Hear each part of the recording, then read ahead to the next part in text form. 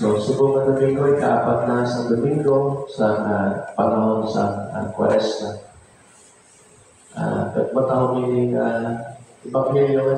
This is one of the most told parables in the gospel stories. In the prodigal son or the lost son, the Buddha. Okay, but let us reflect more. Okay, i-invite ko ka mo magpapalandong sa atay, okay, sa pamilya, o ginikanan kag pamilya, okay, then kabataan. Hindi mahapos magiging isa ka ginikanan, isa ka amay, din sa Ebanghelyo, o isa ka Iloy. Correct? Kaya nga ito ng mga kabataan, iba-iba. Paano mo sila pakisamahan na iba-iba sila? Gusto ko na yan tayo ako pa. Kaya, malakat ako yan. Diyaan na ako. Ay, isa naman yan, magpatay-patay sa, trabaho, tama kapisan, hindi pusin sila. Maano kami bilang isa kaumay, no? So, it takes really prayer and hard work and art to be a balanced kind of parent. Paano lang mag-balance, in our family, bisan sa pamilya natin, we can never please everyone. Diba? Bisan dira mismo sa ating pamilya, hindi sa may mga actions and decisions dira sa family life, okay, sa maka-hurt in one way or another sa isang membro. Mga ginikanan, you sometimes make decisions. And, abi mo, kinagsibo yan, pero sa ibang mga kabataan, hindi. It's why they're inaway. Ama? So, it's not that so easy to become a parent. That is why sa mga kabataan, ang pasunain mo sa mga ginikanan. Kaya gudlayan sila, iba-iba kita, lagi lang kung siyang ako, Lingin uloy. Iba-iba patasan. Ay, wow. Sadya mo. Yes, anyway. So, example, let's share ko nila sa one of the daily masses here. But I want to share diri sa Sunday Mass kayo.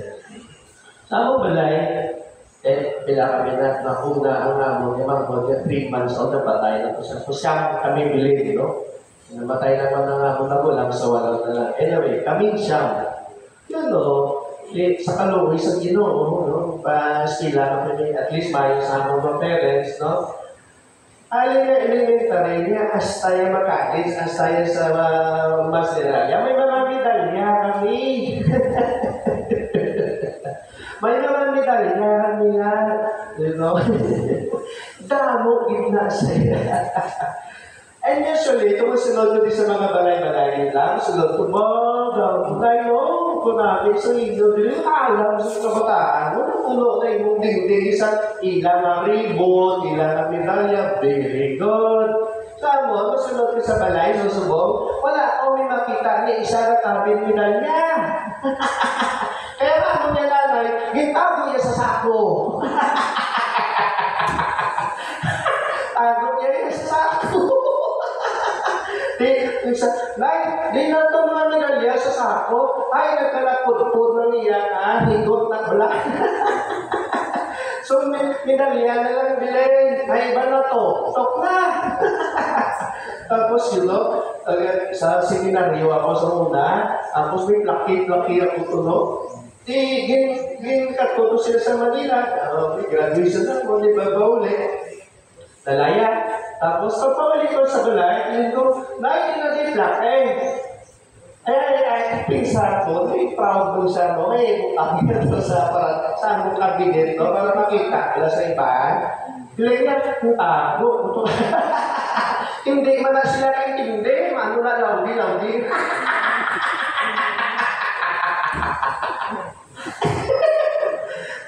Tita niya, kung masakit buto, di ba? Kami na mga ulo, sakit mo. Pero sa among magluton, may isa nga wala gidya ulo. Isa lang gidya. Isa na mo nga magulang, wala gidya ulo. No, ang ribbon, yan yung kung mag-graduate na, graduate. Ang unang ginaiya nga, lalo ganina, na madawi sa graduation. So, wala, babe. Yun no, naiintindihan ko lately lang pala. Naiintindihan ko na sila, guys. Kaya kung nagkakalabit na ako medalya, walo kami, ay mga valedictorian, ay mga salutatorian, ay nagkuha ko dira, ang tawag dito, adlaw-adlaw lang sa akong bagula na isa tanawon amon gakabit mga medalya nga sabi sa isa wala. Palatuon siya ng tao, kung hindi siya kaulo. Kung may magsunod ang mga tao, kasi, wow, marami, nakaalam, hindi mo kabataan, kinumatian, yung magulang lang, hindi masilisa, magkukuya. You know? So, maybe, ako naisip, ako lang na istorya sa nanay ko, pero ako naintindihan is, pasunain man, solidarity sa isa namon na uto, na wala, di ba siya isa kauno? Tama mo na, no? Maabot tahon niya sa bilog niya pabuhay nga mo na. Sa pero, wala, sinagsipan man siya, engineering, marine engineering, siya ang may pinakalato na income. Kung di ka pahayo kami sa iya, wala na sa medalya, nasa bulsa. Huwag kayo. Pero kay piling ko, kay wala ka pala din ang amon na medalya dito. Hindi mo ulit sa amon na sila. Kami subok din kami kay Star sa iyang balay na cute. So, ang ginaprotihiran ng sa amon ni nanay, ang amon na relationship na ba, luto. Hindi tabo sa pamilya. Hindi sa hindi mo maintindihan, magginikana, no? Later on, siya intindihan. Patay kay, amo na ginobra sa nanay namo, kada mo lang na iyanan baluan na solusyon sa among sitwasyon, correct? Kung paano ako niya matanaw, nanuaw nga lang naaw, bigla sa kapel naaw, I think ang totoo nga lang sa kabuhi. Ama? Anhon mo na yan, tanan mo nga PhD ka doon, tanan mo nga alam na. Pero dalong gusto mo, good mo.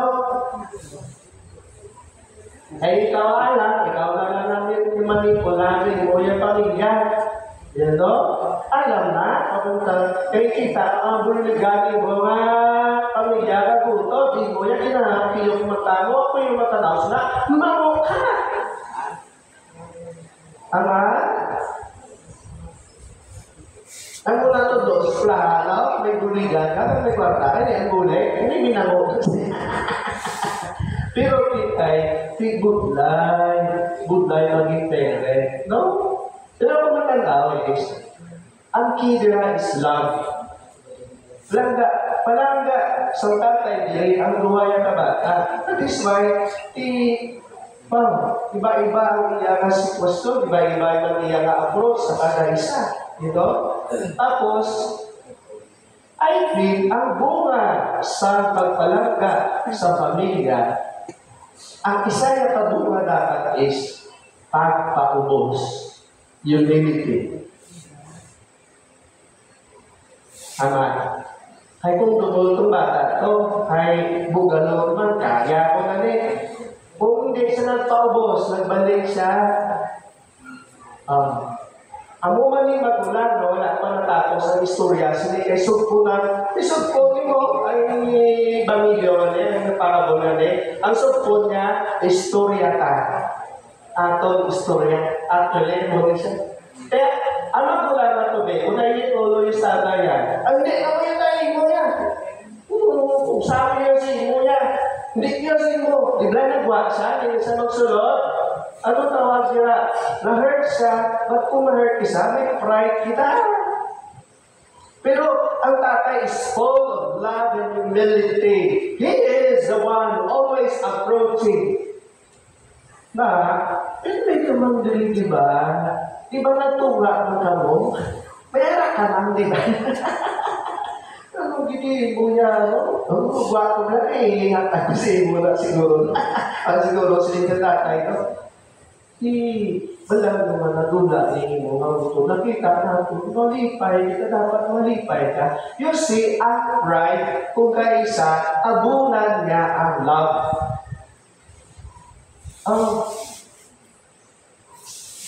There is bond in the family because there is humility.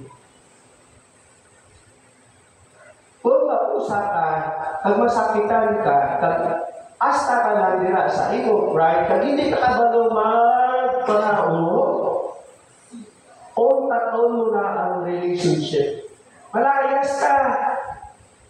Amo man ang tatay ni. Kung nagsunod, nagtuman lang siya sa suggestion sa magulang,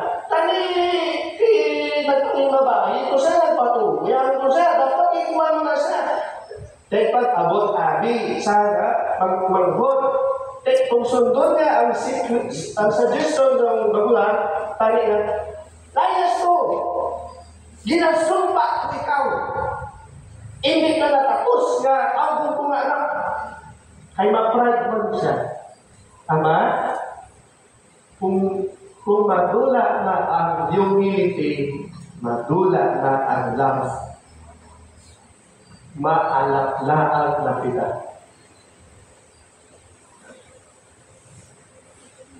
Oh, di sa pamilya natin, I think, no? Let us ask this grace of love and humility. Magbisado ano padalong ang mga pila sa aton nga pamilya. Titani pa rin sa tatay ka istoryahan na.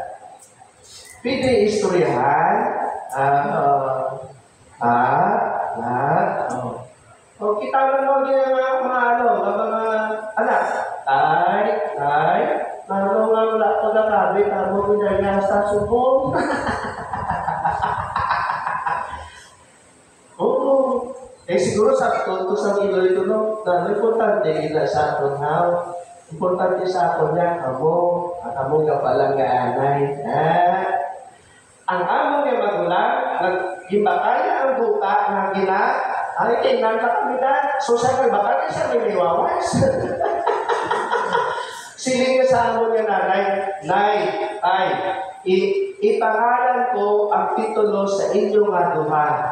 Iling sa among Iloy, hindi. Di ba kung pa-eskwela namong kautanan, magtinguha ang kada isa na magkalupa. Ikaw ay may ara-ara ka, then imo na desisyon nga maghatag ka sa imo nga utod.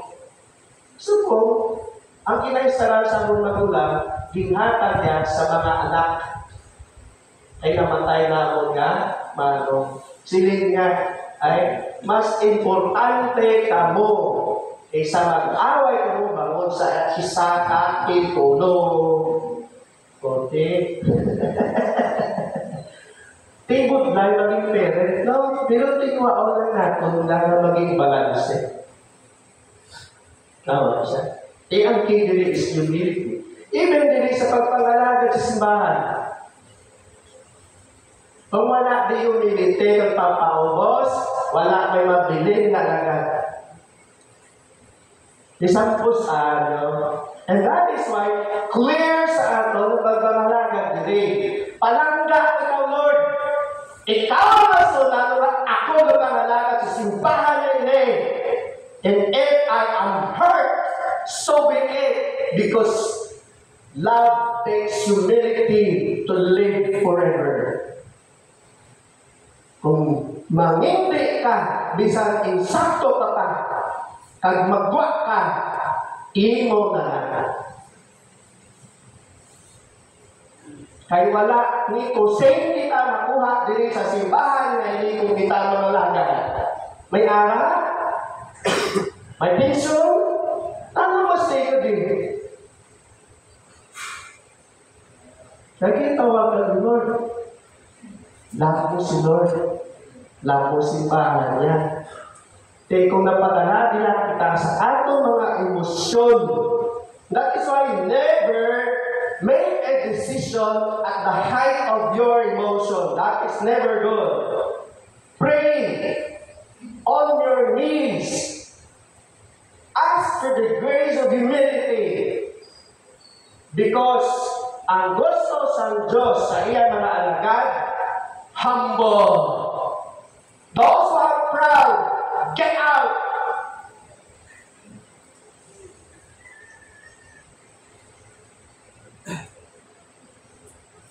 Kay magbuba ang simbahan kung pride ang mag-hari diri. Panulay mahari diri. The same sa atong pamilya. Kung pride ang pamilya, ano din?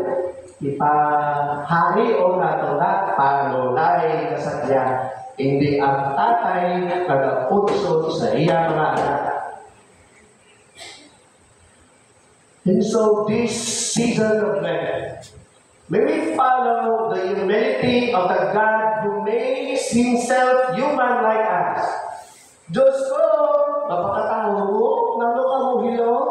No, I love you, and so I have the power to be humble, even if I am God. Diyos gani, na pangubos? Sino kita? Tinto kita. Nagato ako.